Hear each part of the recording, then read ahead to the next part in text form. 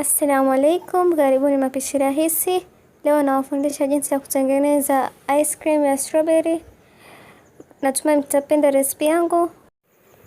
Kama ni mara yako ya kwanza kuona channel yangu, usisahau kusubscribe na kubofya hiyo kengele itakayokuja baada ya kusubscribe.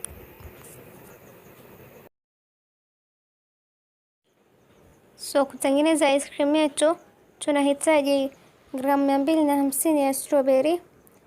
Alafu kama mnavyoona nina blend, na pia ukitaka waweza kuponda ponda na uma, sio lazima kublend. Sasa mimi nimeblend mpaka nikapata urojo kama mnavyoona. Sasa naiweka kando, alafu nachukua bakuli nyingine naweka whipping cream vikombe 2. Alafu naanza kupiga na mashini yangu kama mnavyoona. Napiga mpaka yaanze kufura kidogo. Sasa naongeza condensed milk ama maziwa mazito can moja nzima.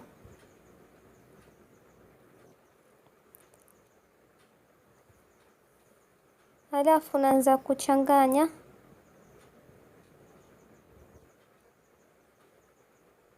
Hakikisha umechanganya vizuri.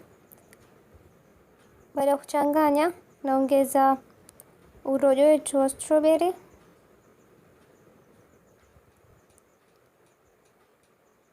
Halafu ninachanganya tena vizuri.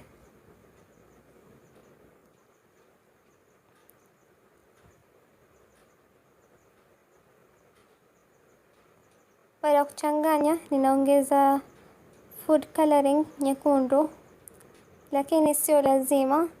Mimi ninaongeza tu ili nipate kala nzuri. Kama mnavyoona kala imekuwa pink nzuri sana.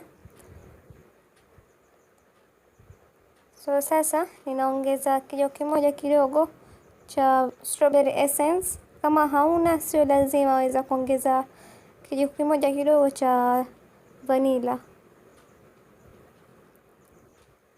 Alafu naweka kwenye container yangu.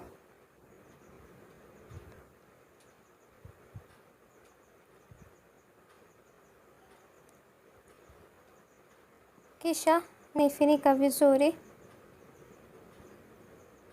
na naiweka kwenye freezer masaa 6 ama usiku mzima.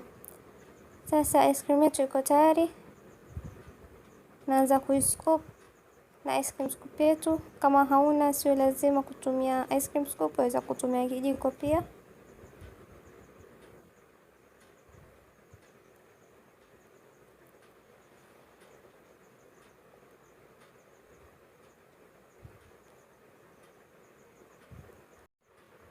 So ice cream yetu yaonesha creamy na ni tamu sana.